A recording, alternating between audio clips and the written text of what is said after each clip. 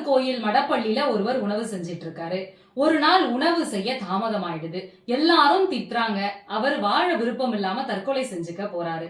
அந்த சமயம் ஒரு சிறுவன் அவருடைய கைய பிடிச்சு இந்த தலத்தினுடைய பெருமையை பேசுமாறு ஒரு தலபுராணம் படைக்க சொல்றார்.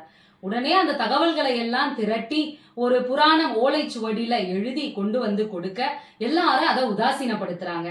கோபத்துல அவர் கடல்ல வீசி எரிஞ்சிட்டு போயிடுறாரு. அது மறுகரையில இலங்கையில ஒருவர்கிட்ட கிடைக்குது. அவர் எடுத்து அதனுடைய அருமை புரிந்து அதனை பாதுகாக்கிறார். அந்த நேரம் ஒரு விஷ காய்ச்சல் ஊரெல்லாம் பரவுது. அந்த ஓலைச்சுவடி இருக்கிற பகுதியில மட்டும் அந்த காய்ச்சல் வரவே இல்லை. எல்லாருக்கும் ஒரே ஆச்சரியம், இது எப்படி சாத்தியமாச்சுன்னு. அதன் பிறகு அந்த ஓலைச்சுவடியில் இருக்கக்கூடிய பாடல்களை எல்லாம் படித்து அதனுடைய புனிதத்துவத்தை உணர்கிறார்கள்.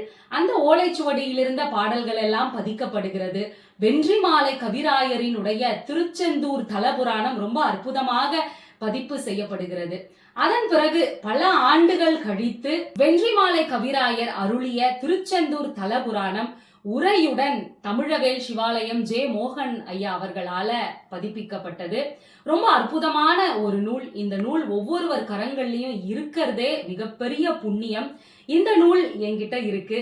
உங்களுக்கும் இது கிடைக்கணும் அப்படின்னா சென்னை புத்தக காட்சியில அரங்கு எண் 180ல சிவாலயம் பதிப்பகத்துல இந்த நூல் கிடைக்கும். உயர்ந்த ஒன்றை உயர்ந்த இடத்தில் வைக்க வேண்டும் என்ற உயர்ந்த கொள்கையோடு செயல்பட்டு வரும் சிவாலயம் பதிப்பகம் இந்நூலை பதிப்பித்திருக்கிறது.